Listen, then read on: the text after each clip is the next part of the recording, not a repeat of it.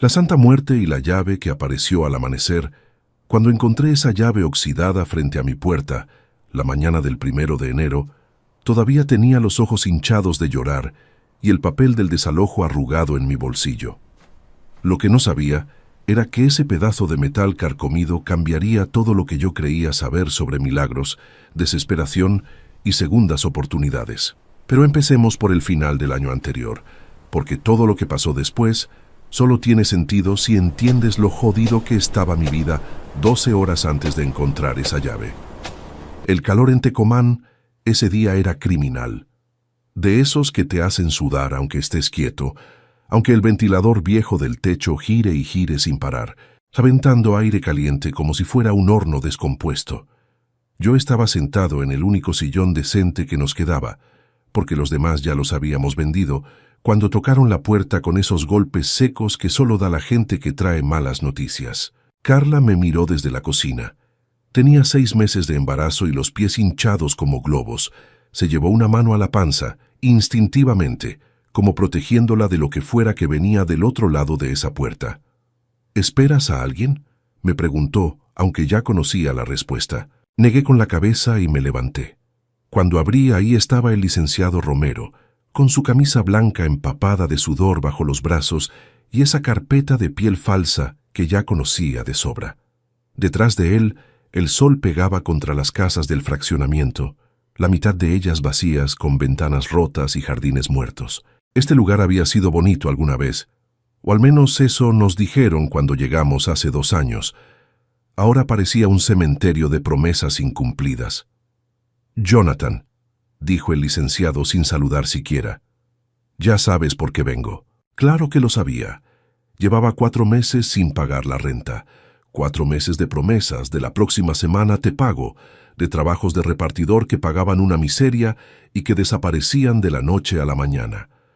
4 meses viendo cómo Carla se preocupaba más y más, mientras su panza crecía y nuestras posibilidades se achicaban. «Dame una semana más», le pedí, sabiendo que era inútil. El licenciado suspiró y sacó el papel de su carpeta. Lo extendió hacia mí con la misma expresión de quien le pone la correa a un perro antes de llevarlo al veterinario a dormirlo. «Son órdenes del dueño, Jonathan. Ya te dio muchas oportunidades. Tienen hasta el 5 de enero para desocupar, lo siento». No lo sentía. Nadie lo sentía. En este pueblo, si te caes, te quedas caído, especialmente si eres joven, sin estudios, sin familia, con dinero, sin nada más que ganas de salir adelante que no alcanzan para pagar la renta. Tomé el papel. Carla se acercó por detrás y leyó por encima de mi hombro. Sentí cómo su respiración se cortaba. «Está bien». Fue todo lo que dije. El licenciado asintió incómodo y se fue rápido, como quien huye de un accidente. Cerré la puerta y me quedé ahí parado, sosteniendo ese papel como si fuera una sentencia de muerte. En cierto modo, lo era. Carla no lloró. Eso fue lo peor. Se sentó en el sillón, puso las manos sobre su panza y se quedó mirando la pared. Yo conocía esa mirada. Era la mirada de alguien que ya no sabe qué esperar, que ya se acostumbró a que las cosas salgan mal. «Voy a buscar algo», le dije. «Voy a arreglarlo». Ella no respondió. Salí a la calle como autómata. El fraccionamiento estaba muerto. Literal. La mitad de las casas abandonadas, grafitis en las paredes, perros flacos buscando sombra. A lo lejos se veían los campos de limón, verdes y prósperos, pero ese dinero nunca llegaba hasta nosotros. Pasaba de largo como todo lo bueno en este pueblo. Caminé sin rumbo hasta que llegué a la tiendita de la esquina. Don Chuy estaba dormido detrás del mostrador, con la televisión prendida pasando comerciales de fin de año. Gente feliz brindando, familias reunidas, niños abriendo regalos. Me dieron ganas de vomitar. Compré un refresco tibio y me senté en la banqueta. Saqué mi celular. Tenía 12 pesos de saldo y una batería al 23%. Revisé las aplicaciones de reparto. Nada. Los grupos de WhatsApp de chambas. Nada. Todo mundo celebrando, nadie contratando. Fue entonces cuando vi a doña Meche saliendo de su casa, 2 puertas más abajo. Ella era de las pocas personas mayores que todavía vivían aquí. Una señora pequeñita, de manos arrugadas y ojos vivaces, siempre con su rosario en el cuello y su voz cantadita. Todo el mundo sabía que doña Meche era devota de la Santa Muerte. Tenía un altar enorme en su sala, con flores frescas y veladoras que nunca se apagaban. «Jonathancito», me llamó acercándose con esa sonrisa que siempre tenía, como si supiera algo que los demás no sabíamos. «Doña Meche», la saludé, intentando sonar normal. Ella se sentó a mi lado sin que la invitara y puso una mano huesuda sobre mi rodilla. «Te ves acabado, mijo. ¿Qué traes?» No sé por qué se lo conté. Tal vez porque estaba desesperado, tal vez porque ella era la única persona en este pinche lugar que todavía me trataba como humano. Le conté del desalojo, del embarazo, de los trabajos que no salían, de todo. Ella escuchó en silencio, asintiendo de vez en cuando. Cuando terminé se quedó pensando un momento, mirando hacia los campos de limón como si ahí estuviera escrita la respuesta. «La flaquita te puede ayudar», dijo finalmente. «La flaquita. La Santa Muerte, mijo. Ella no abandona a los que de verdad necesitan. Yo no era creyente de esas cosas. Mi mamá nos había criado católicos, de los de misa los domingos y rezar antes de dormir, aunque yo había dejado todo eso hace años. Pero en ese momento, sentado en esa banqueta con un papel de desalojo en el bolsillo y un futuro que parecía un hoyo negro, la verdad es que me daba igual a quién pedirle ayuda. «¿Y qué tengo que hacer?» Doña Meche sonrió y se levantó, haciendo crujir las rodillas. «Ven, te voy a regalar algo». La seguí hasta su casa. El calor adentro era peor que afuera, pero el altar de la Santa Muerte brillaba con decenas de veladoras. Era impresionante. Una figura grande vestida de rojo y negro, con flores, monedas, botellas de tequila, fotografías de desconocidos. El humo del incienso hacía todo más denso, más irreal. Doña Meche tomó una estampa pequeña del altar, de esas plastificadas, y me la entregó. «Llévala contigo. Esta noche, cuando den las 12, pídeselo de corazón. Prométele que vas a cambiar, que vas a ser diferente, y ella te va a escuchar. Pero tienes que cumplir, ¿eh? La flaquita no perdona a los mentirosos». Tomé la estampa. Era fría al tacto, a pesar del calor. En ella, la Santa Muerte sostenía una guadaña en una mano y el mundo en la otra. «Gracias, doña Meche. No me las des a mí, mijo. Dáselas a ella». Carla se había dormido temprano, exhausta del calor y la preocupación. Mi hermano Iván había venido a pasar el año nuevo con nosotros, pero se fue a las 10 porque tenía que trabajar temprano. Eso me dejó solo en la sala, con el ventilador girando inútilmente y el papel del desalojo todavía en mi bolsillo. Saqué la estampa que me había dado doña Meche. La puse sobre la mesita de centro, junto a una veladora que Carla tenía guardada. La encendí. La llama bailó un momento antes de estabilizarse. Miré mi celular. 11:57 p.m. Afuera empezaban a tronar los primeros cohetes. Las familias que todavía vivían en el fraccionamiento celebraban como podían, con música y gritos. Yo me quedé ahí, mirando la estampa, sintiendo el ridículo más grande de mi vida. ¿Qué estaba haciendo? ¿Rezándole a una imagen que ni siquiera sabía si era real? ¿Esperando que algo mágico solucionara mis problemas? Pero la desesperación te hace hacer cosas raras. 11:59 p.m. «Órale», dije en voz baja sintiéndome estúpido.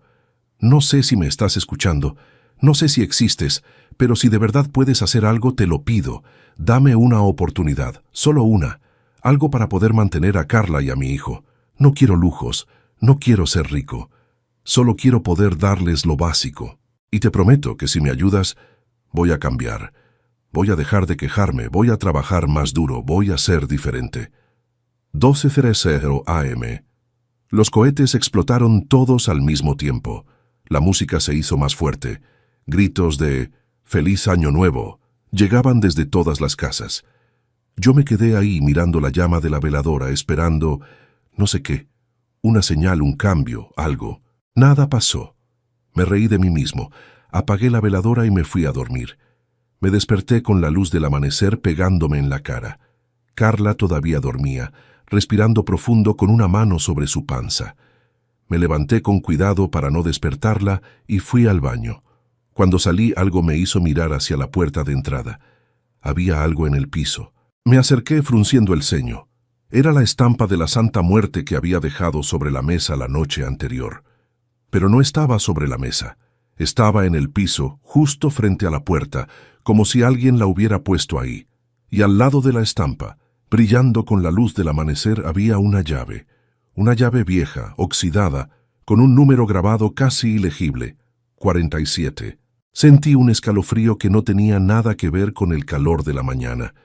Recogí la llave. Era pesada, real. No era un sueño. Miré la estampa. La llama de la veladora se había apagado sola durante la noche, dejando un charco de cera que parecía una forma extraña, como una mano extendida. —¿Qué chingado? ¿Qué tienes? La voz de Carla me sobresaltó.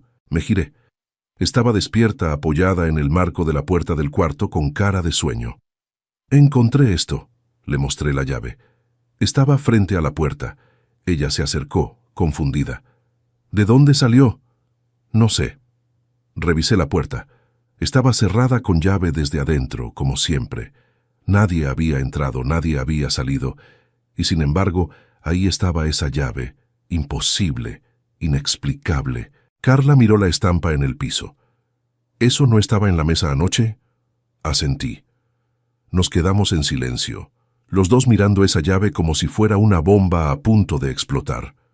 No podía quedarme en casa sin hacer nada.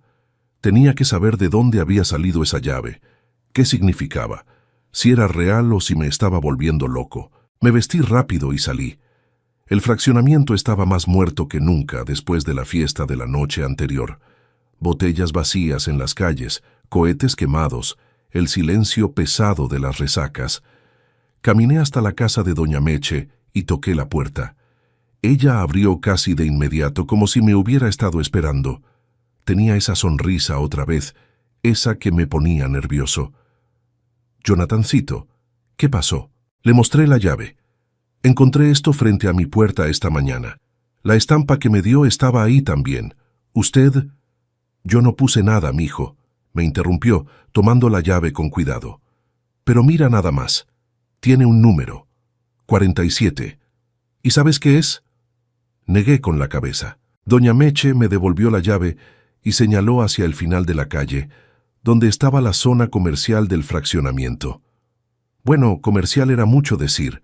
Eran 4 locales abandonados que habían sido tiendas o negocios hace años, antes de que todo se viniera abajo. El local 47 está por allá. Lleva cerrado como 3 años. Mi corazón empezó a latir más rápido. ¿Y cómo? No sé, mijo, pero si ella te dio esa llave es porque quiere que vayas a ver. El local 47 estaba al final de una fila de negocios muertos. Las ventanas estaban cubiertas con papel periódico viejo y polvo. La puerta metálica tenía un candado oxidado. Parecía que nadie había entrado ahí en años. Saqué la llave. Mi mano temblaba. La metí en el candado. Encajó perfectamente. Giré. El candado se abrió con un clic que sonó como un trueno en el silencio de la mañana. Quité el candado y abrí la puerta. Una ráfaga de aire caliente y polvoriento me golpeó la cara. Adentro estaba oscuro, pero podía ver los contornos de un espacio vacío. Un mostrador viejo, estantes caídos, cables colgando del techo. Pero estaba limpio, o al menos más limpio de lo que esperaba, como si alguien hubiera estado cuidándolo. Entré. Mis pasos hacían eco. Había una ventana al fondo que dejaba pasar algo de luz. El lugar era pequeño, tal vez 40 metros cuadrados, pero era suficiente. Suficiente para... ¿qué? ¿Una tienda? ¿Un negocio? Mi mente empezó a trabajar. Si podía conseguir algo de mercancía, si podía usar esto como base para las entregas, si podía... ¿Quién anda ahí? Me giré tan rápido que casi me caigo. En la puerta estaba un tipo joven, de mi edad más o menos, con una camisa del ayuntamiento y una tabla con papeles. Yo encontré la llave, dije sintiéndome estúpido. El tipo me miró con desconfianza, pero luego vio el número del local y revisó sus papeles. ¿Eres Jonathan Ramírez? ¿Cómo? Estás en la lista. ¿Qué lista? El tipo suspiró, como si estuviera cansado de explicar lo mismo 1000 veces. El ayuntamiento aprobó un programa temporal para jóvenes emprendedores. Varios locales del fraccionamiento se van a ceder sin costo por 6 meses, a modo de prueba, para reactivar la zona. Tu nombre está aquí para el local 47. ¿No te avisaron? Me quedé mudo. No, nadie me había avisado, porque yo no me había registrado en ningún programa, porque ni siquiera sabía que existía. Debe ser un error, logré decir. El tipo se encogió de hombros. Pues si es un error a tu favor. Aquí dice que tienes hasta julio para demostrar que el negocio es viable. Si funciona, te pueden extender el contrato. Si no, pues nada, pero al menos tienes 6 meses gratis. Me extendió un papel. Firma aquí. Firmé. No sé ni qué firmé. Solo sé que ese tipo se fue y yo me quedé ahí, en medio de ese local polvoriento, sosteniendo un papel que decía que el lugar era mío por los próximos 6 meses. Saqué la llave otra vez. La miré bajo la luz que entraba por la ventana. Era solo una llave, un pedazo de metal viejo, pero no era solo eso. Trabajé como nunca había trabajado en mi vida.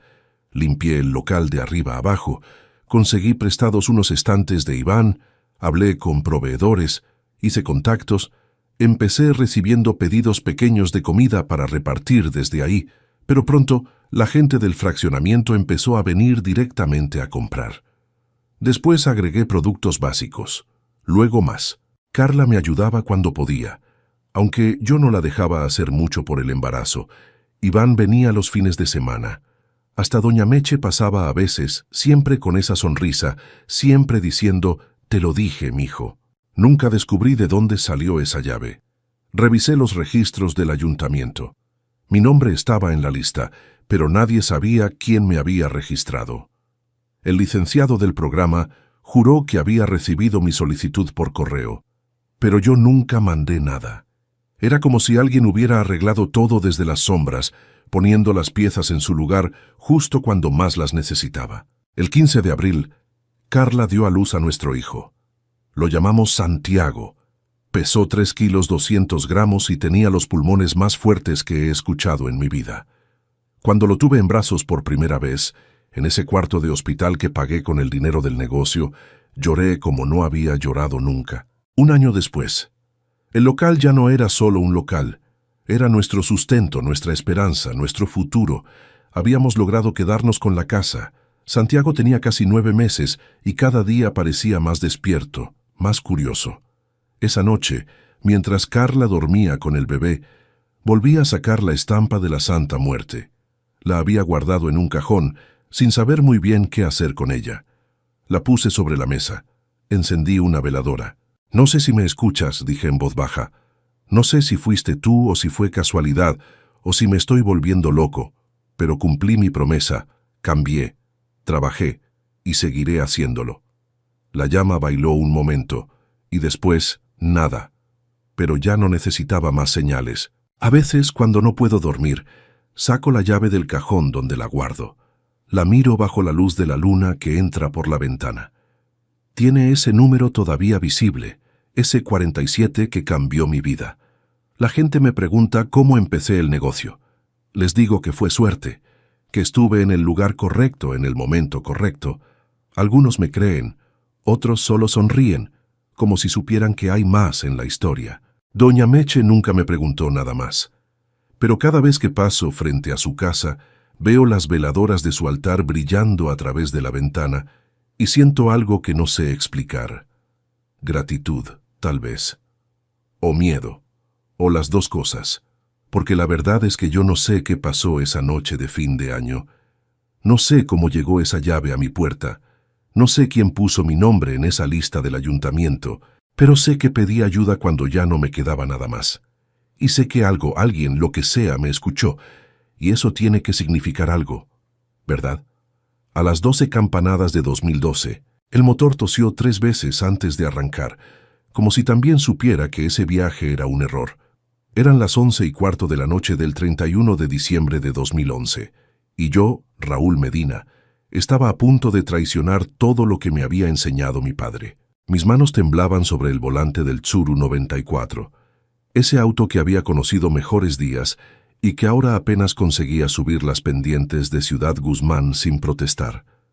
En el asiento del copiloto llevaba una mochila con ropa para 2 días y un sobre Manila que no debía abrir. 500 kilómetros, entregas el paquete, cobras los 20,000 pesos y regresas como si nada. Me había dicho el Chuy por teléfono 3 días antes. 20,000 pesos, 2 meses de renta, las medicinas de Marta, los útiles escolares de Lupita, el perdón de los acreedores que ya tocaban mi puerta con amenazas disfrazadas de advertencias. La niebla comenzaba a trepar desde las huertas de aguacate que flanqueaban la carretera. Esa niebla espesa, característica de diciembre en Jalisco, que convierte los caminos conocidos en túneles de incertidumbre. Desde la cocina de nuestra casita de 2 cuartos, escuchaba a Marta preparar algo en la estufa. El aroma del champurrado llenaba el ambiente, mezclándose con el olor a humedad que se colaba por las rendijas de las ventanas. En la sala, Lupita dormía en el sillón con la boca entreabierta y su muñeca apretada contra el pecho. Había esperado hasta las 9 para ver los fuegos artificiales de los vecinos antes de rendirse al sueño. ¿Ya te vas?, preguntó Marta desde el umbral secándose las manos en el delantal. Sus ojos cafés, esos que me habían visto como héroe el día de nuestra boda, ahora me observaban con una mezcla de miedo y resignación. Le había mentido. Le dije que era un viaje de reparto extra, que un contacto me había conseguido una ruta especial de último minuto. Ella no preguntó más. Llevábamos 6 meses así. Yo mintiendo sobre los trabajos que conseguía. Ella fingiendo que me creía. Solo será esta noche. Mentí otra vez besándole la frente. Mañana desayunamos juntos el pozole de Año Nuevo, te lo prometo. Ella asintió, pero sus manos temblaban cuando me entregó el termo con café. Ten cuidado con la carretera vieja, Raúl. Dicen que en Año Nuevo pasan cosas raras. Tomé el termo y salí antes de que mi valor se evaporara como el vapor que salía de ese café. Afuera el frío me golpeó el rostro. La calle estaba desierta, iluminada apenas por un farol amarillento que parpadeaba como un ojo moribundo. Los cohetes ya comenzaban a escucharse a lo lejos, explosiones alegres que celebraban un año que para mí solo había traído deudas y desesperación. «Raúl», la voz rasposa me detuvo en seco. Don Eusebio, nuestro vecino de 80 y tantos años, salía de su casa con un bastón en una mano y algo pequeño en la otra. El anciano cojeaba desde que un autobús lo había atropellado 5 años atrás, pero su mirada seguía siendo aguda como navaja. «Don Eusebio, ¿qué hace despierto a estas horas?». El viejo se acercó despacio, envuelto en un suéter de lana gris que olía a alcanfor y tiempo. Su rostro arrugado, curtido por décadas de trabajo en el campo, tenía esa expresión seria que ponía cuando iba a decir algo importante. En su mano extendida había una pequeña figura, no más grande que mi pulgar, tallada en madera blanca y envuelta en un trapo rojo. «Llévala contigo», dijo sin preámbulos, «y no tomes la carretera vieja». Miré la figurilla. Era una representación tosca pero inconfundible. La Santa Muerte, con su túnica blanca, su guadaña diminuta y esa calavera serena que algunos llamaban protectora y otros blasfema. Yo nunca había sido devoto de ella. Mi familia era católica tradicional, de las que rezan el rosario y van a misa los domingos. Pero en Ciudad Guzmán, como en muchos pueblos de México, la devoción a la Santísima había crecido entre la gente común, especialmente entre quienes vivían en los márgenes de la ley o de la esperanza. «Don Eusebio, yo no...». «No preguntes», interrumpió, cerrándome la mano alrededor de la figura. Sus dedos ásperos como corteza de árbol apretaron los míos con sorprendente fuerza. «Solo llévala y hazle caso si te habla. Y por el amor que le tengas a tu familia, no tomes la carretera vieja. Dame tu palabra». La urgencia en su voz me desconcertó. Don Eusebio nunca hablaba así. Era un hombre callado, de esos que dicen más con el silencio que con las palabras. Lo conocía desde que Marta y yo nos mudamos al barrio hace 10 años. Siempre había sido amable, prestándonos herramientas, cuidando a Lupita cuando nosotros trabajábamos. pero esto era diferente. «Se lo prometo», dije sin creerlo realmente.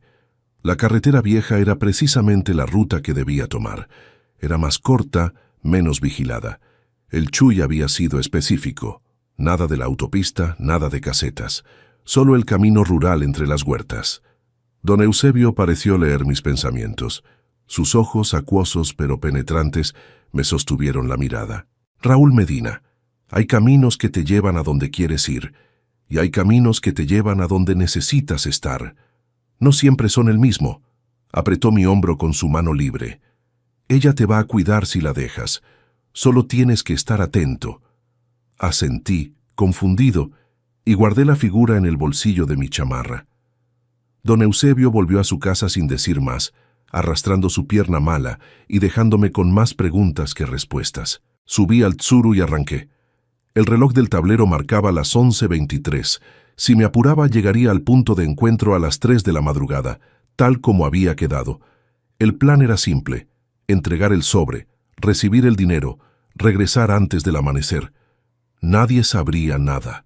Nadie se enteraría de que Raúl Medina, el honesto repartidor que nunca se metía en problemas, había cruzado la línea por desesperación. Salí del barrio y tomé la avenida principal hacia la salida sur de Ciudad Guzmán. Las calles estaban más vacías de lo normal. La mayoría de la gente ya estaba en sus casas, preparándose para las 12 campanadas. Pasé frente a la parroquia del Divino Redentor, iluminada con luces navideñas que parpadeaban en rojo y verde. Una parte de mí quiso detenerme, entrar, confesarme, pero seguí manejando. A medida que dejaba atrás las últimas luces del pueblo, la oscuridad se volvió absoluta. Los faros del Tsuru apenas rasgaban la niebla que ahora cubría todo como un manto gris. La carretera comenzó a estrecharse, convirtiéndose en ese camino de 2 carriles que serpentea entre huertas de aguacate y terrenos abandonados. A ambos lados, los árboles formaban muros oscuros, y el silencio solo era interrumpido por el ronroneo irregular de mi motor. 11:42. El celular no tenía señal. Era normal en esta zona. Encendí el radio, pero solo captaba estática y fragmentos de música norteña que aparecían y desaparecían como fantasmas. Lo apagué. El silencio era mejor que esa interferencia inquietante. Mi mano derecha buscó inconscientemente el bolsillo donde había guardado la figura de la Santa Muerte. La saqué y la coloqué en el tablero, junto al rosario descolorido que colgaba del espejo retrovisor. En la penumbra, la madera blanca parecía brillar con luz propia. Tonterías, pensé. Era solo el reflejo de los faros. Son 51. La niebla se había vuelto tan densa que tuve que reducir la velocidad a 40 kilómetros por hora. El camino era conocido, lo había recorrido decenas de veces durante mis años como repartidor, pero esa noche se sentía diferente.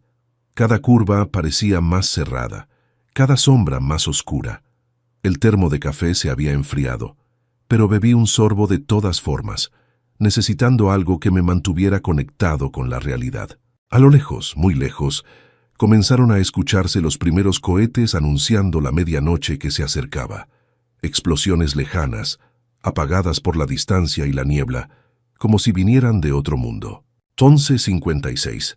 El camino se bifurcaba adelante. A la izquierda, la carretera vieja que debía tomar. Un atajo de tierra compactada que atravesaba las huertas y salía directamente a la carretera federal. A la derecha, el camino pavimentado que daba la vuelta más larga, pasando por San Isidro y agregando 40 minutos al viaje.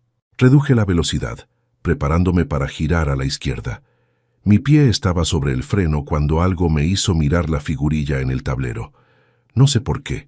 No hubo un sonido, ni un movimiento, ni nada racional que explicara por qué mis ojos se desviaron hacia ella en ese preciso momento. 11:58. El corazón me latía con fuerza. Son solo nervios, me dije. Estrés, culpa. Giré el volante hacia la izquierda, tomando la carretera vieja. Los neumáticos crujieron sobre la gravilla suelta. Los árboles se cerraron aún más a los lados, convirtiendo el camino en un túnel vegetal. Aceleré un poco, ansioso por salir de ese tramo inquietante. 1 minuto para la medianoche. Los cohetes sonaban más fuerte ahora, aunque no podía ver de dónde venían. El cielo estaba completamente negro, sin estrellas, sin luna, solo esa oscuridad pesada que presionaba contra los cristales del auto. Y entonces sucedió. A las 12 campanadas exactas, cuando el año 2011 se convertía en 2012, el motor del Tsuru se apagó. No fue gradual, no tosió ni se ahogó. Simplemente murió, como si alguien hubiera cortado todos los cables al mismo tiempo. Las luces del tablero se apagaron, los faros se extinguieron. El radio muerto dejó de hacer estática. Todo quedó en un silencio tan absoluto, tan profundo, que pude escuchar mi propia respiración convirtiéndose en vapor en el aire frío. El auto se deslizó unos metros más por inercia y se detuvo en medio del camino. Giré la llave. Nada. Otra vez. Nada. El motor ni siquiera intentaba arrancar. Era como si el coche hubiera muerto por completo. Busqué el celular, pero la pantalla estaba negra. Presioné el botón de encendido. No respondió. El silencio era antinatural. Ni grillos ni viento, ni el susurro de las hojas.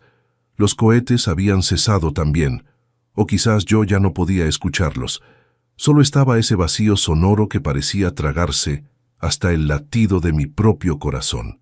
Tranquilo, Raúl, me dije en voz alta, solo para romper ese silencio horrible. Es solo una falla eléctrica, el alternador, la batería, algo mecánico, pero mis manos temblaban cuando intenté abrir la puerta. Y entonces vi el reflejo, en el parabrisas, superpuesta sobre la niebla que cubría el camino adelante, apareció una silueta blanca. No estaba afuera, no era algo que pudiera tocar, era un reflejo, pero no el mío. Era la figura de una mujer alta, vestida con una túnica que brillaba con una luminosidad pálida, como hueso pulido bajo la luz de la luna. No tenía rostro humano. En su lugar, una calavera serena me observaba con cuencas vacías que de algún modo transmitían más compasión que miedo. En su mano derecha sostenía una guadaña. Mi garganta se cerró. Quise gritar, pero no salió sonido. Quise apartar la mirada, pero estaba paralizado. La figura no se movía con prisa. Simplemente alzó su mano izquierda, la libre, y señaló. No hacia mí, hacia atrás, hacia el camino del que había venido. Su dedo esquelético apuntaba con claridad absoluta. Regresa, da la vuelta, no sigas por aquí. El mensaje era imposible de malinterpretar. No había palabras, no había voz, pero la comunicación era cristalina, visceral, como cuando sabes que alguien te está mirando sin necesidad de verlo, como cuando sientes peligro sin saber por qué. No sé cuánto tiempo pasó. Pudieron ser segundos o minutos. El tiempo se había vuelto líquido, inestable, pero finalmente la figura comenzó a desvanecerse, disolviéndose en la niebla como si nunca hubiera estado ahí. Y en el instante en que desapareció completamente, el motor del Tsuru rugió de vuelta a la vida.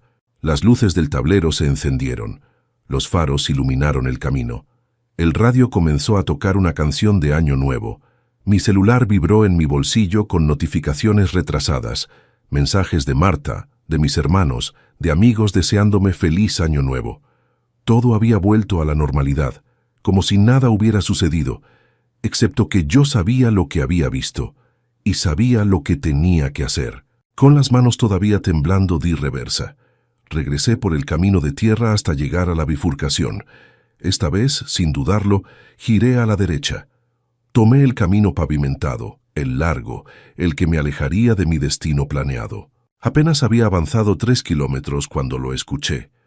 Una explosión masiva que sacudió el aire. No era un cohete, era algo mucho más grande, más violento. El cielo a lo lejos, en la dirección de la carretera vieja, se iluminó con un resplandor naranja que perforaba la niebla. Pisé el acelerador. 15 minutos después, llegué a un puesto de control de policía que bloqueaba el camino. Un oficial me detuvo, su rostro tenso bajo el casco. «No puede pasar por aquí», dijo. Hubo un accidente múltiple en la carretera vieja.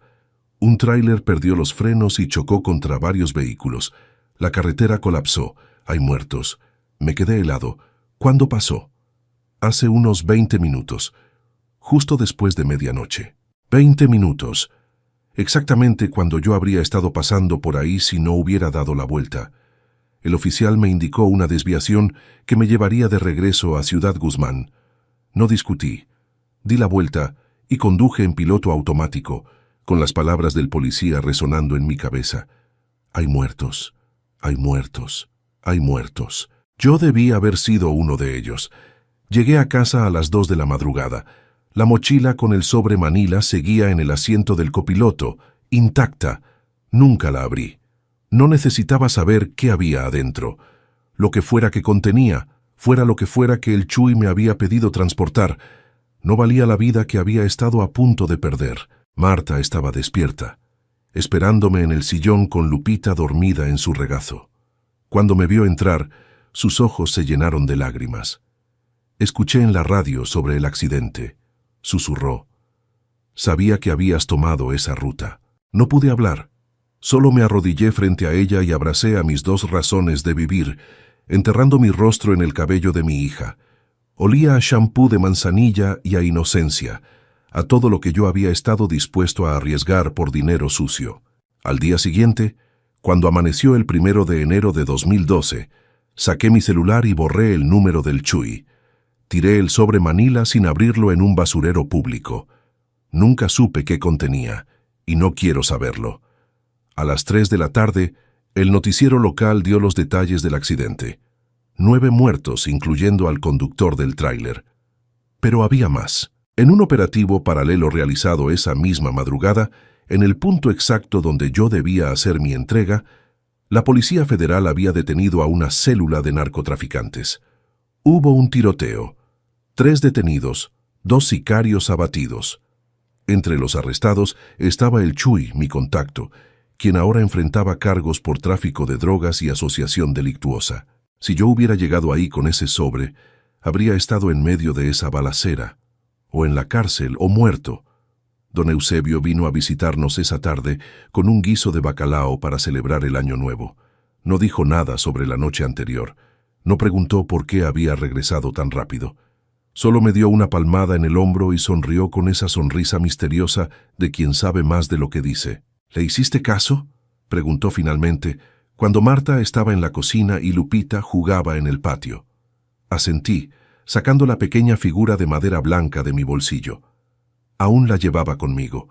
Ella te escogió para vivir, dijo don Eusebio, con una solemnidad que me erizó la piel. No todos reciben una segunda oportunidad, Raúl. Algunos la rechazan por orgullo o por miedo. Tú aceptaste. Eso dice mucho de tu corazón. No entiendo, admití. ¿Por qué yo? ¿Por qué me salvó? Yo estaba haciendo algo malo. El anciano negó con la cabeza. No te salvó por quien eras en ese momento. Te salvó por quien podrías ser. Por tu familia. Por el hombre que puedes elegir seguir siendo. Sus ojos brillaron con algo parecido al orgullo. La Santa Muerte no juzga como los vivos. Ella solo cumple su papel cuando es tiempo. Y para ti, todavía no era tiempo. Esa noche, Marta y yo colocamos la figura en un pequeño altar improvisado en nuestra sala, junto a una imagen de la Virgen de Guadalupe y una foto de nuestros padres difuntos. No le rezamos con palabras elaboradas ni ceremonias complejas. Solo le dije, en silencio, gracias por mi vida, gracias por mi familia, gracias por la segunda oportunidad. Los meses siguientes no fueron fáciles. Las deudas no desaparecieron mágicamente. Los acreedores seguían llamando, pero algo había cambiado en mí. Dejé de buscar soluciones rápidas y peligrosas. Acepté trabajos pequeños, honestos. Marta consiguió un puesto fijo en el hospital del Seguro Social. Lupita empezó el nuevo año escolar con sus útiles completos, aunque fueran los más baratos del mercado. En mayo, un antiguo compañero de la preparatoria me contactó. Su empresa de transportes necesitaba choferes con licencia federal. El salario era modesto pero estable, con prestaciones. Acepté. Por primera vez en años, comencé a dormir sin pesadillas. Ahora, cuando manejo por las carreteras de Jalisco, haciendo entregas legítimas, a veces paso cerca de aquella bifurcación donde todo cambió. La carretera vieja fue reparada después del colapso, reforzada, y ahora tiene señalamientos nuevos. pero yo nunca vuelvo a tomarla. La figura de madera blanca permanece en mi casa, en ese altar discreto. Algunos visitan y preguntan por ella con curiosidad, otros con desaprobación. No me importa. Yo sé lo que vi esa noche. Sé que algo me detuvo, me advirtió, me salvó. No soy un hombre particularmente religioso, no del tipo que va a la iglesia cada domingo o reza el rosario diario. Pero aprendí que hay fuerzas en este mundo que no entendemos, presencias que operan en los márgenes de lo visible. Algunos las llaman santos, otros espíritus, otros simplemente destino. Yo la llamo por su nombre, la Santa Muerte, y le debo la vida. A veces, en las noches de diciembre, cuando la niebla vuelve a trepar desde las huertas y el año se prepara para morir y renacer, miro esa figura tallada y recuerdo. Recuerdo el silencio absoluto, el motor muriendo, la silueta blanca señalando con su mano de hueso, y recuerdo la elección que hice, porque ese es el verdadero milagro, el que nadie cuenta en las historias de santos y apariciones. No es solo que te salven, es que te dan la opción de salvarte a ti mismo, de elegir el camino correcto cuando sería más fácil seguir por el equivocado. La Santa Muerte me mostró la salida esa noche, pero fui yo quien giró el volante. Marta dice que Lupita a veces habla con la figurilla cuando cree que nadie la ve. Le cuenta sus días, sus sueños, sus miedos infantiles. No la detengo. Quizás ella también siente esa presencia protectora que yo sentí. Quizás, cuando sea mayor y yo le cuente esta historia completa, entenderá por qué su padre nunca volvió a tomar atajos, ni en las carreteras ni en la vida. Don Eusebio falleció 2 años después, en paz, rodeado de su familia. En su funeral, su hija me contó que él había sido devoto de la Santa Muerte desde joven, desde que ella lo salvó de morir ahogado en el río cuando era niño. Pasó el resto de su vida tallando esas pequeñas figuras y regalándolas a quien creía que las necesitaba. Papá decía que podía verlo en los ojos de la gente, me dijo su hija. Decía que cuando alguien estaba en una encrucijada, cuando estaba a punto de elegir mal, sus ojos tenían un brillo particular, un llamado silencioso, y entonces él intervenía. Nunca sabré cómo don Eusebio supo que yo estaba en peligro esa noche. Quizás fue intuición, quizás fue algo más. Lo que sé es que su regalo, ese pedazo de madera tallado con fe y propósito, fue el instrumento de mi salvación. Ahora yo tallé mi propia figura, torpe y desproporcionada, pero hecha con las mismas manos que sostienen el volante cada día. La tengo en el espejo retrovisor de mi camión de trabajo, no para presumir mi devoción, sino para recordar que la muerte no siempre viene a llevarte, a veces viene a salvarte de ti mismo, para recordar que las segundas oportunidades existen, pero hay que estar dispuesto a verlas y tomarlas, para recordar que los caminos que no tomamos pueden ser tan importantes como los que sí. Esta es mi historia. No espero que todos la crean. No necesito que la crean. La escribo porque hay otras personas ahí fuera, en sus propias bifurcaciones, contemplando sus propios caminos peligrosos. Y quizás, solo quizás, estas palabras lleguen a alguien en su momento de elegir. Si estás leyendo esto y te encuentras en una encrucijada, en ese momento donde lo fácil y lo correcto tiran hacia direcciones opuestas, escucha. Presta atención a las señales, a las advertencias, a esa voz pequeña que te dice que hay otro camino. Porque a veces, en las noches de niebla y despedidas, cuando los cohetes anuncian finales y comienzos, algo más antiguo que nuestras prisas y más sabio que nuestro miedo nos habla. Solo tenemos que estar dispuestos a escuchar y a dar la vuelta cuando es necesario, incluso si eso significa llegar más tarde, incluso si eso significa no llegar a donde creíamos que debíamos ir, porque hay destinos peores que un viaje cancelado, y hay milagros que lucen como motores muertos y reflejen parabrisas. La figura blanca permanece en mi altar, inmóvil, silenciosa, pero yo sé que está ahí, cuidando, esperando, lista para señalar el camino cuando sea necesario. Y por eso, cada noche antes de dormir, le digo gracias. Gracias por las 12 campanadas de 2012.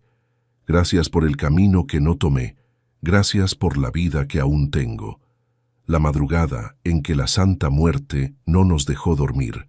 Nunca olvidaré el sonido que hizo al caer la primera vez. Un golpe seco contra la madera vieja del piso, como si alguien hubiera dejado caer una piedra desde lo alto. Eran las 3:15 de la madrugada del 1 de enero de 2017, y yo llevaba 2 horas mirando el techo de mi habitación, incapaz de cerrar los ojos, con el corazón latiendo a un ritmo que no era normal. La imagen de la Santa Muerte que mi madre me heredó antes de morir acababa de caerse sola del estante, donde llevaba años sin moverse. Me levanté de la cama con las piernas temblorosas, descalza sobre el piso frío, y la recogí. Sus ojos de yeso pintado parecían mirarme con una intensidad que nunca antes había notado. La coloqué de nuevo en su lugar, besé mis dedos y toqué su manto como mi madre me enseñó a hacer. Regresé a la cama, pero el peso en el pecho no se iba. Algo estaba mal, profundamente mal. Afuera, Huatusco dormía envuelto en su neblina perpetua. Los cafetales que rodeaban nuestra casa de madera crujían suavemente con el viento húmedo de la madrugada. No había música, no había cohetes, no había gritos de borrachos festejando el año nuevo. Nosotros no teníamos dinero para fiestas. Habíamos cenado frijoles con tortillas mientras veíamos un programa viejo en la televisión, y a las 11 todos nos fuimos a dormir. Así eran nuestros años nuevos desde que el papá de Mateo nos abandonó. Silenciosos, austeros, pero juntos. Entonces escuché el segundo golpe. Me incorporé de inmediato. La Santa Muerte había caído otra vez. Esta vez, cuando entré a la sala con la linterna del celular temblando en mi mano, vi que la imagen no solo había caído, sino que estaba volteada hacia la cocina, completamente girada, como si alguien la hubiera puesto así con intención. El aire se me congeló en los pulmones. «Mamá, ¿qué estás haciendo?». La voz de Mateo me hizo brincar. Mi hijo de 14 años estaba parado en el umbral de su cuarto, con los ojos hinchados de sueño, pero con una expresión de alerta que me desconcertó. «¿Tú también escuchaste?», le pregunté. «Algo me despertó», dijo rascándose la cabeza. «No sé qué, pero sentí que tenía que levantarme. No me gustó cómo sonó eso. No me gustó nada». Coloqué la imagen en el estante por tercera vez, esta vez apoyándola bien contra la pared, asegurándome de que no había forma de que se cayera sola. Mateo y yo nos quedamos ahí parados en la penumbra de la sala, escuchando el silencio pesado de la madrugada. Los gallos todavía no cantaban. El pueblo parecía muerto. «Vete a dormir, mijo», le dije finalmente, aunque yo misma no tenía intención de hacerlo. «Tú tampoco has dormido, ¿verdad?», me preguntó, y algo en su tono me hizo sentir que él también sentía esa opresión inexplicable en el aire. Antes de que pudiera responderle, el tercer golpe resonó en la casa. Esta vez corrimos juntos hacia la sala. La Santa Muerte estaba en el suelo nuevamente, pero ahora señalaba directamente hacia la cocina, su brazo extendido con la guadaña, apuntando como una flecha hacia la puerta cerrada. El miedo me trepó por la columna vertebral como una araña helada.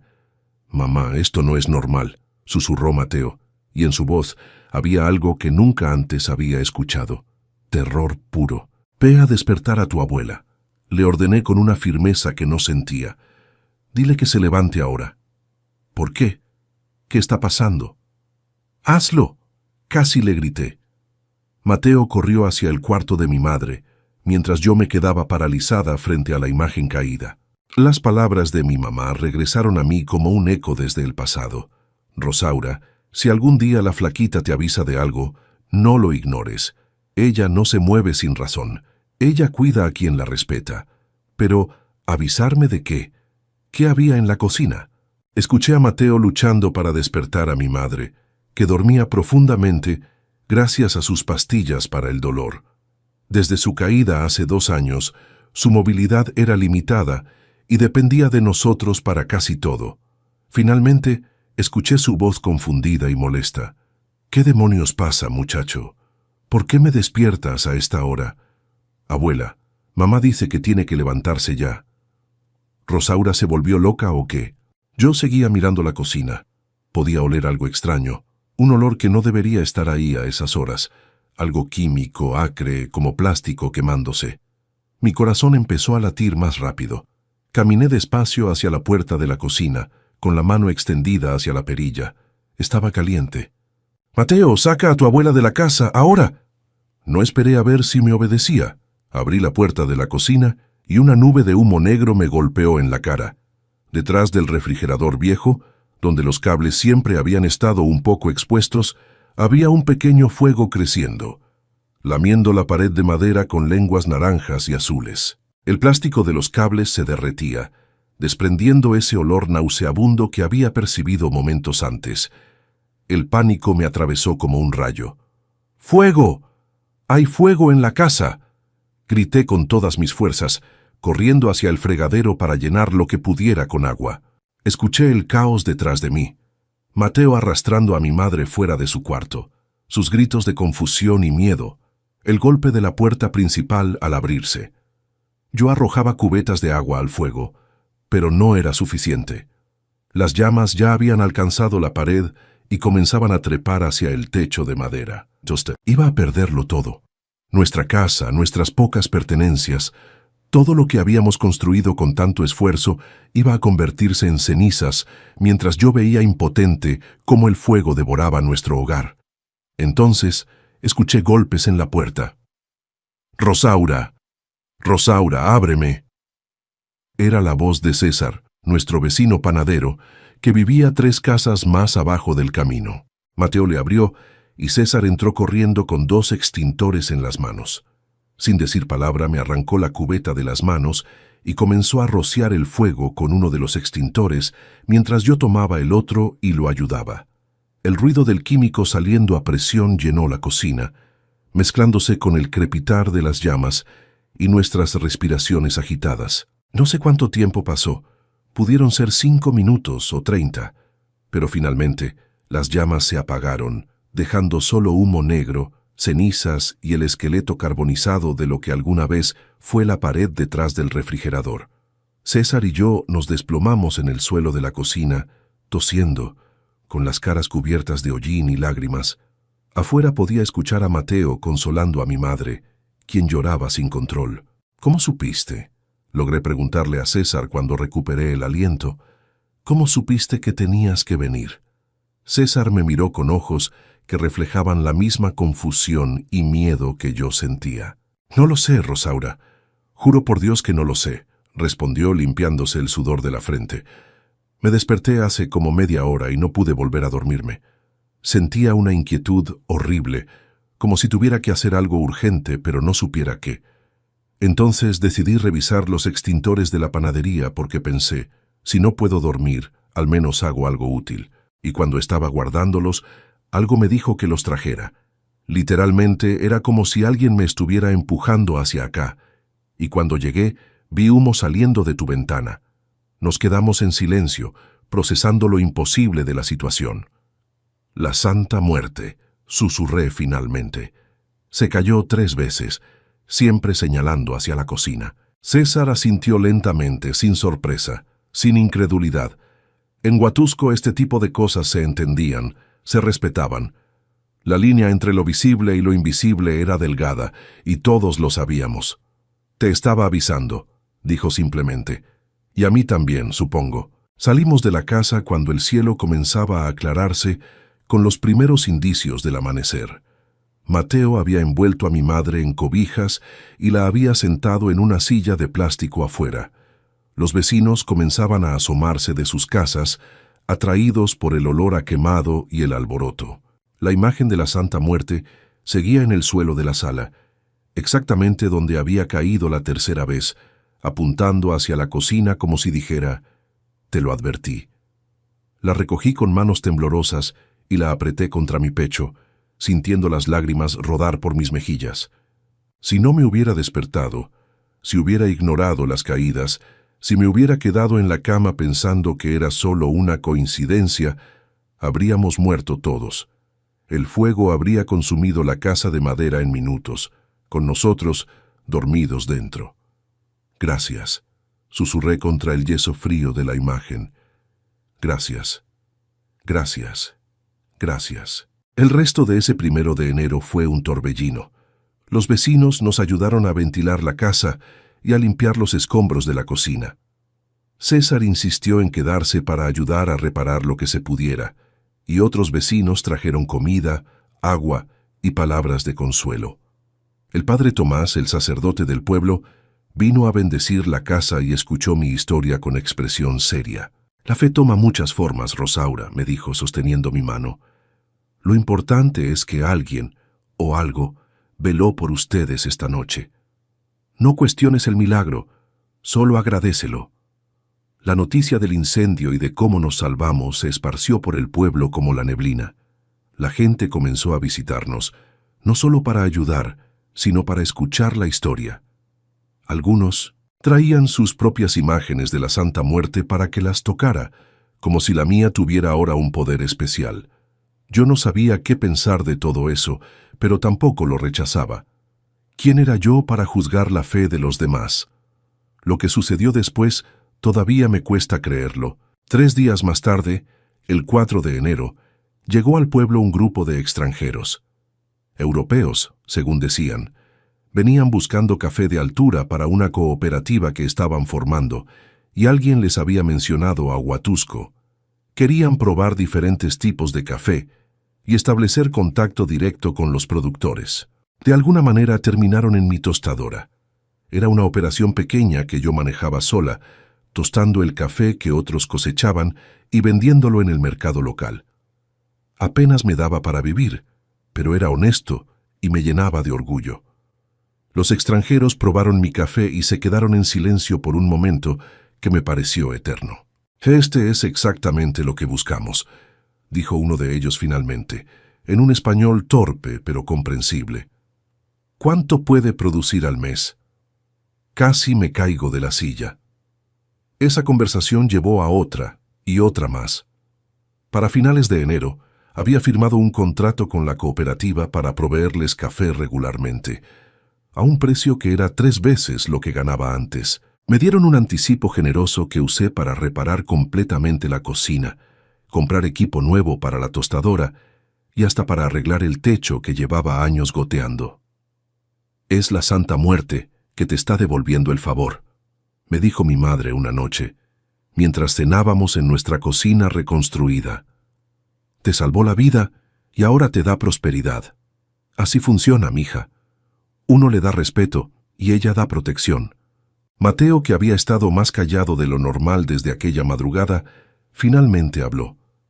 «¿Crees que mamá nos esté cuidando desde donde esté?», preguntó, refiriéndose a mi madre, su abuela que había fallecido.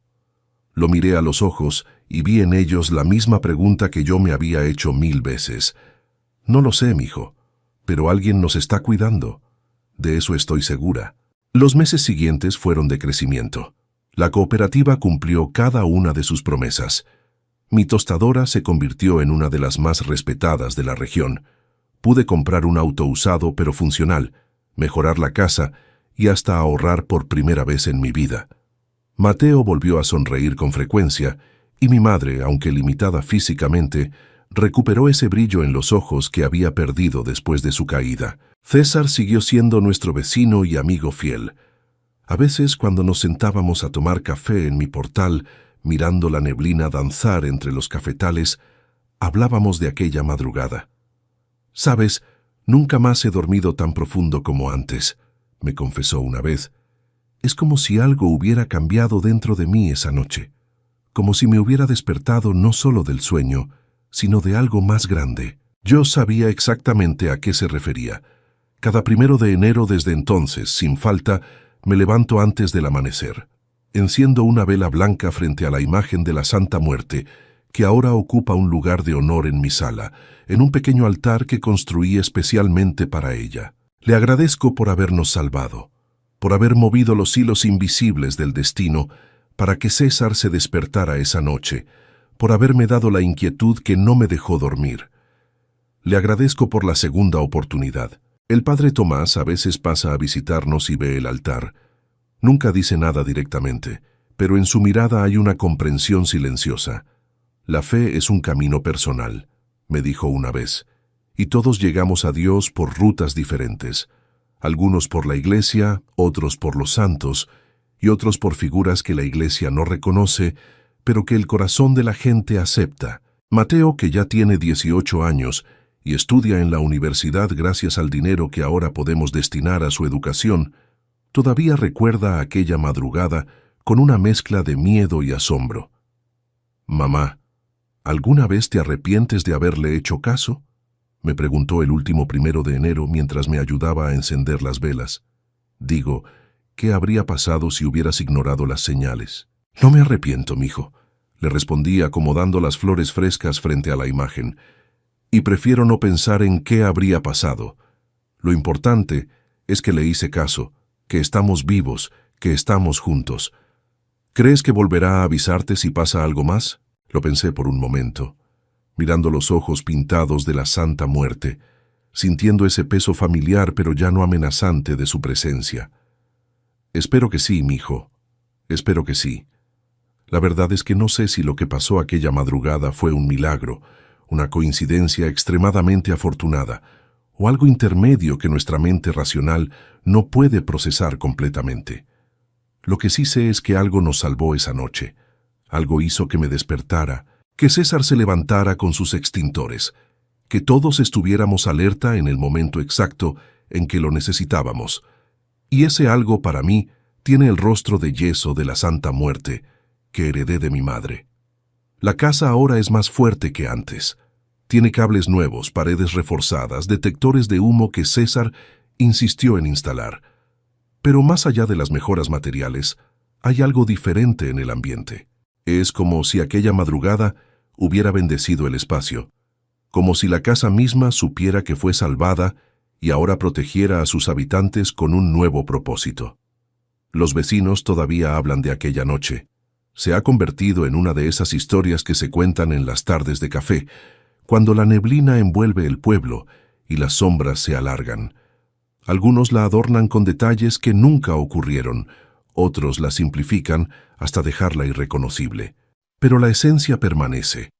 La noche en que la Santa Muerte no nos dejó dormir para salvarnos del fuego. Y yo, cada 1 de enero, con mi vela blanca y mi corazón agradecido, le susurro las mismas palabras. Gracias por cuidarnos. Gracias por no dejarnos dormir.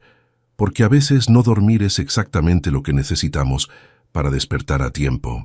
A veces las señales vienen en formas que no esperamos, a través de canales que no comprendemos completamente.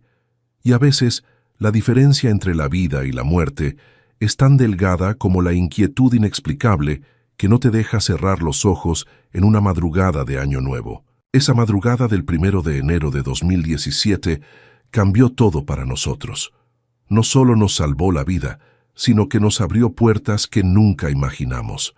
Nos enseñó a escuchar esas voces internas que no tienen sonido, esas alertas que el corazón percibe antes que la mente. Y nos recordó que, en este mundo de lógica y razón, todavía hay espacio para lo inexplicable, para lo milagroso, para esas fuerzas que nuestros ancestros conocían bien y que nosotros, en nuestra modernidad, a veces olvidamos. Hoy, mientras escribo esto en mi nueva computadora, en mi casa reconstruida, escuchando a Mateo estudiar en su cuarto y a mi madre ver su telenovela favorita, miro hacia el altar y sonrío. La imagen de la Santa Muerte permanece en su lugar, quieta, silenciosa, vigilante, y yo duermo tranquila, sabiendo que si algún día vuelve a caerse, estaré atenta, porque ahora sé que cuando la flaquita se mueve hay que hacerle caso, siempre.